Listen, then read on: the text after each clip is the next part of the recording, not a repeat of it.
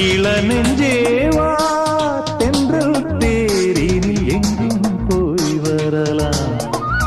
அட அங்கே பார் மஞ்சள் வான்முகில் கையால் நாம் தொடலாம்.